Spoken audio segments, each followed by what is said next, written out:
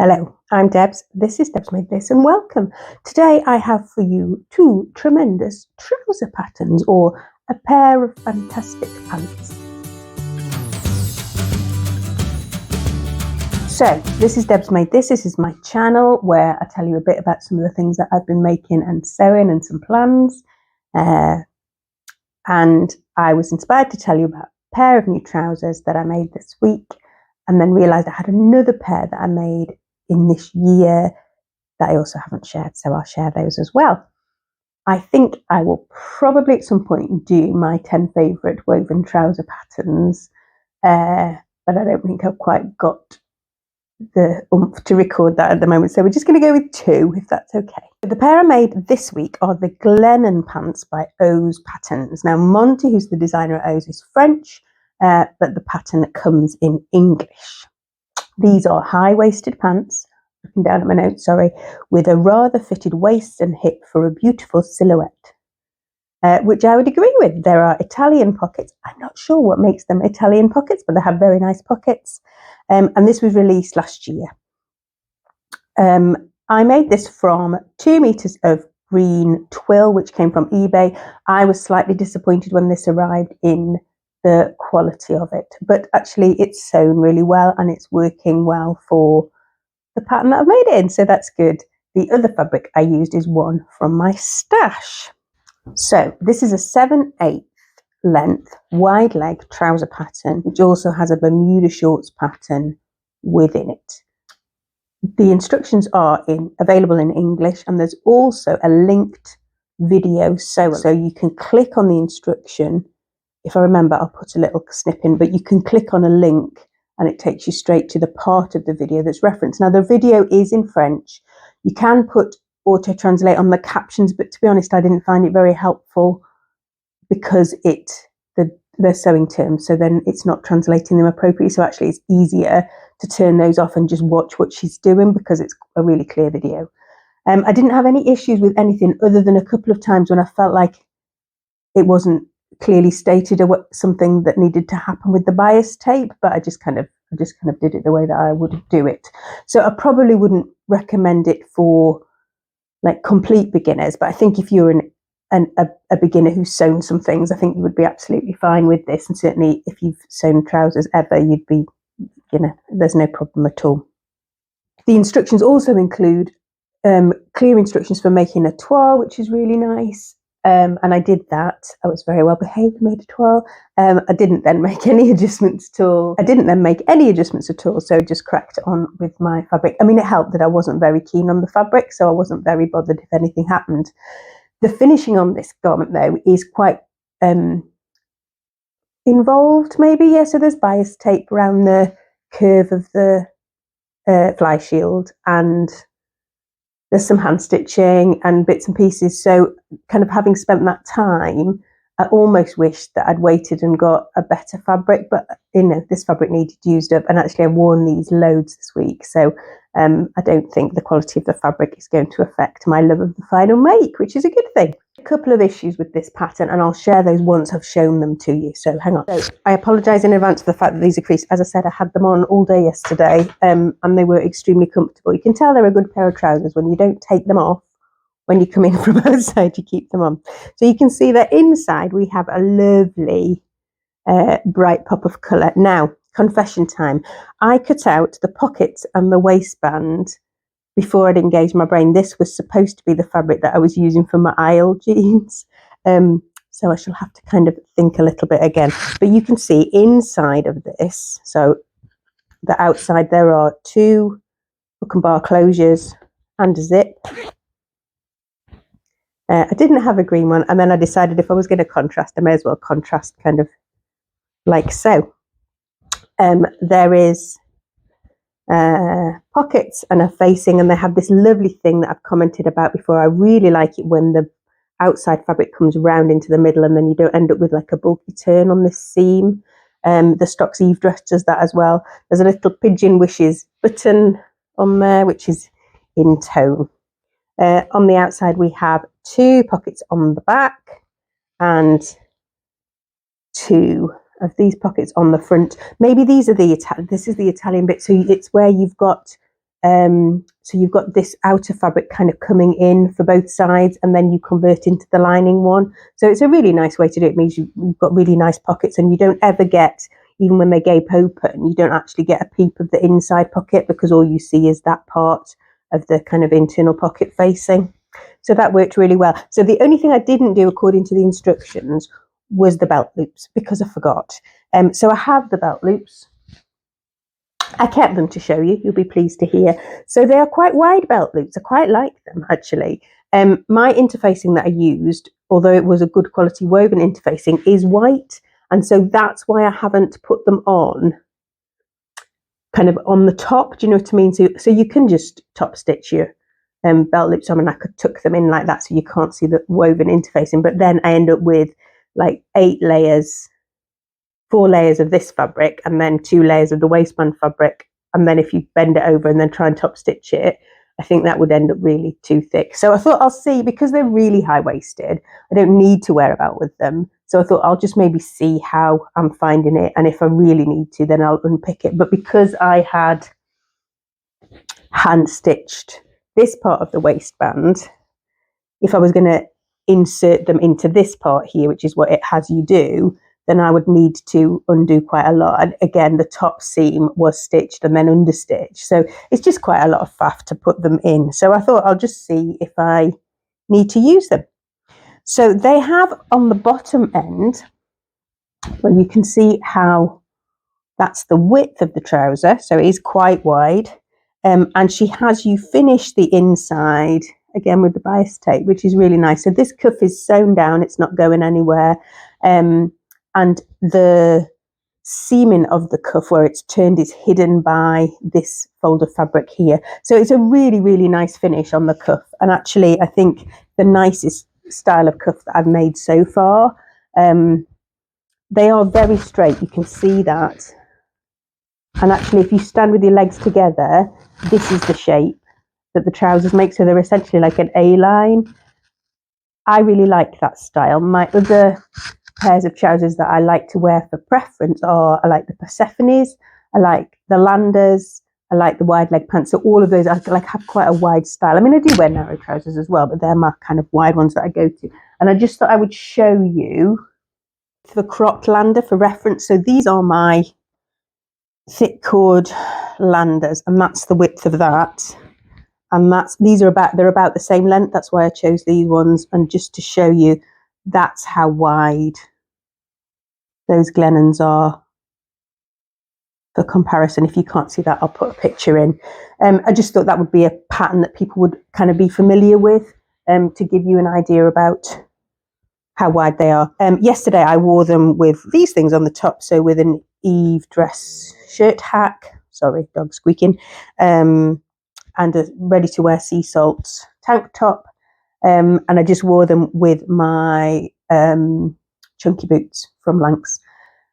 And that I felt really nice in that. I think these would work. It's not too heavy, the twill, as you can see. So I think it will work into kind of our late spring quite easily. I had a pair of green Landers that were maybe about 4 years ago I made, and I wore those. So I'm hoping that these are probably going to replace. The only issues I had were the amount of interfacing. So it has you, considering it said you're making them with kind of medium to heavyweight fabrics, you interface, where have we gone? Yeah, so your fly shield, you interface the lining and the fly shield, and then this is folded over. So actually that's quite a lot of layers of fabric altogether, and I don't think I needed to. The problem is when you're making it for the first time, you don't really know how much stability you need in those things. And it's not awful. It's not, super bulky and causes a problem. We've got that lovely kind of bias edge on the other side.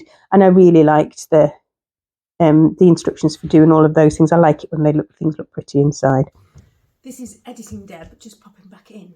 I forgot to tell you the other thing. So during the construction of the Glennon, you are asked to trace the template of the fly shield. You're also asked to create a pocket template, but the pocket template sizing, so patently less than the size of the cut fabric pocket, and the idea is you create a template and then press it in round it, but you're not given that.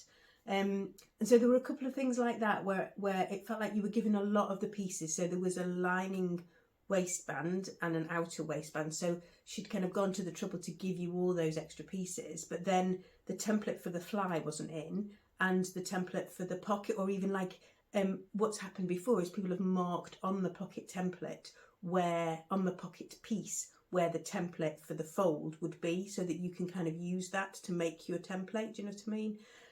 So I just felt like there'd been so much attention to detail, and then that bit there wasn't really. So yeah, that was just my extra 4 pence. So there you go. That's a big thumbs up from me. So that's the Glennon pants, Glennon trousers by O's Patterns. Now Monty does have, there are lots of other really nice patterns on her website. I have a lot of patterns. I have been kind of lusting after the Arvo, which is like a dress shirt, but it's really like some of the ones that I've got, like the Marilla Walker Anning and things. So I don't need that pattern, but it is very lovely.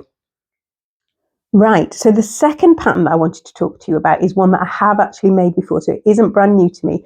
I made a toile in a duvet in the summer. I made it as part of a coordinating set of the Gilbert, with the Gilbert shit. I shall put a twirl of me wearing that. So these are the So Liberated Arthur plants, which was a collaboration between So Liberated and Deborah Weiss of Specs and Keepings. So she's a kind of maker, and she does ready to wear. She does these already made.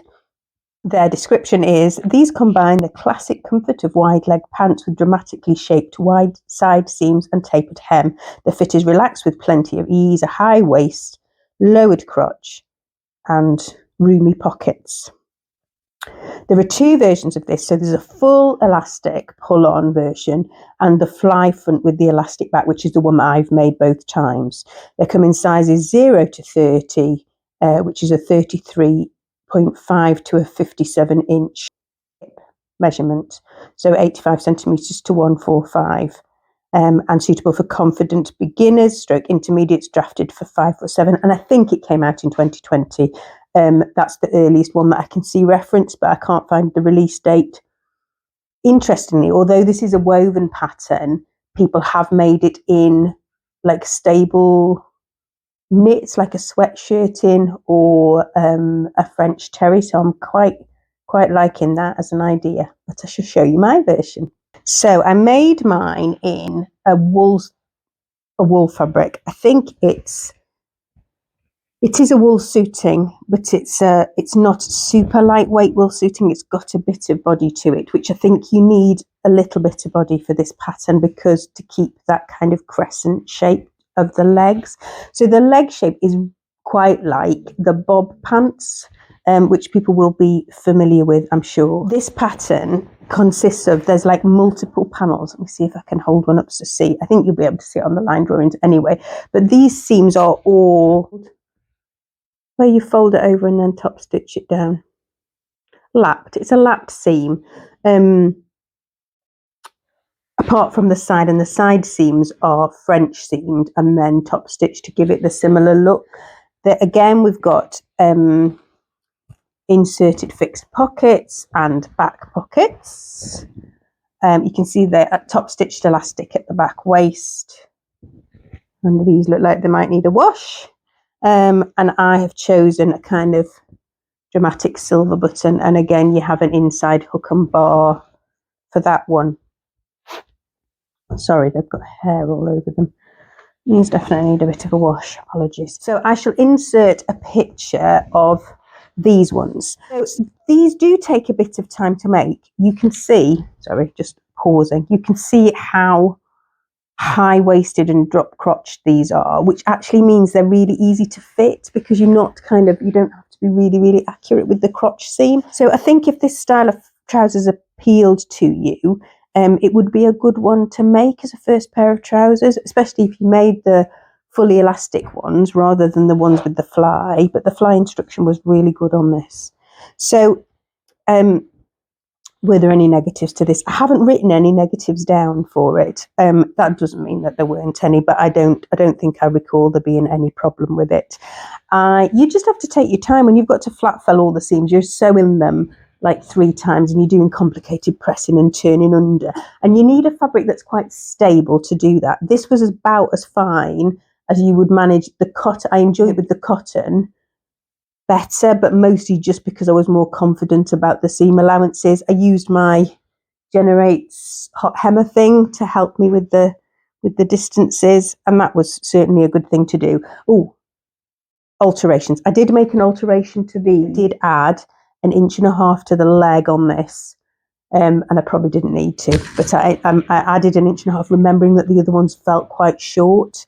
But actually the shape of them, I think they look better if they hit just above the ankle. So I haven't quite decided if I'm going to go back in and take 1 inch off, like just put an added hem on it. But we'll see. We'll see how we go. I shall put in a twirl of me wearing those before I stick them in the wash, because they definitely need to go in the wash. So I have done the shorts version of another pair of trousers, but I haven't made the pair of trousers. So I'll show those to you and let you know my thoughts on those. The eagle-eyed amongst you will spot that the buttons are the same buttons as they were on the last one. I think they came from a thrift shop, so there's quite a lot. So these, I'll put a picture in if you can't see properly, are the Cobalt trousers by Caledonia Dreamin, I think the pattern company's called. Again, I think she's French. And these were on, this pattern was on special offer before Christmas. I don't think it was maybe €2 or something. So I thought I would try it. And the reason I wanted to make it was because they are like the Megan Nielsen Flint trousers, which is a very old pattern that I've never made. But essentially, there's no fastenings. You get in through the left pocket. And I wanted that because I've got some velvet, cotton velvet, viscose velvet that I wanted to make some floaty trousers out of. I was trying to find a pattern that didn't need a zip in order to kind of interfere with the velvet the least. And I didn't really want lots of gathers on the front, so I could have just done a gathered waistband pattern like the fern culottes or something, but I didn't. I kind of wanted them to be flat. Now I will put a twirl of me in these. I do quite like how these fit, but the pattern was not without incident. So I had some issues with the gap that you're supposed to leave in the front facing to allow in the pocket seam to allow the front facing to pass through. And I queried it with the pattern designer and didn't really get very much of a response. She just said, "We'll make it bigger then." So, but the instructions say specifically to leave it 5 centimeters, but your facing is bigger than 5 centimeters. It's 7 centimeters. So, I'm not sure that fills you with a lot of confidence. But so my experience of sewing these, also in French, was slightly more of a struggle, even though it's a simpler pattern. So that might be me rather than the pattern, I suppose, but I'll report back on those when I finally get them done. But yes, they don't compare particularly well to the other 2 pairs of trousers that I've talked about today. So I'll do a bit of a life update. So scoot if you're not bothered for life updates, that's allowed. I have managed to finish my blazer pattern. I reinserted the sleeves in my heather blazer 4 times. It is sitting behind you on the mannequin because I don't want to wear it because I still dislike it so much. I am going to do a little look at it and show you all and see if anybody can suggest what I could do. It might just be that it's just because it was tricky to get right, and that's why I don't like it very much. And we all know that that happens and that we just have to put it away for a while and not look at it and then come back. So we'll see. That might manage to get away for a weekend in Westwater, and I'll pop a couple of in there. We did some walking and some swimming. As you know, I swim outside in all weathers. And it was really nice with lots of people that I know, and we kind of do it like a sole use of the youth hostel. So that's really nice. So that was good fun. But things here have been a bit more. So, you know, you just have to kind of do as it comes, don't you? I haven't really felt like recording vlogs. I think I'm at 927 subscribers or something. Not that it really makes any difference. And I was looking back and I think my 2-year YouTube anniversary is at the start of April. So I just kind of, I don't know, I probably just have to decide whether I want to keep making them. The technical side of the videos has got a lot easier. I'm kind of more used to editing on Canva, so I'm quicker. But it still takes a big chunk of time when you could be doing sketching and sewing. So I don't know. Anyway, that'll do me for now. So as usual, please do the like and subscribe thing. Comment down below and let me know if you've made either of these trouser patterns or what your favourite trouser pattern is. I will try and get my 10 favourite woven trouser patterns up. But I don't know when. We'll see. I hope wherever you are in the world, you are finding time to rest and replenish and do some making if that's something that brings you joy. And I shall say bye-bye for now. God bless. Bye-bye.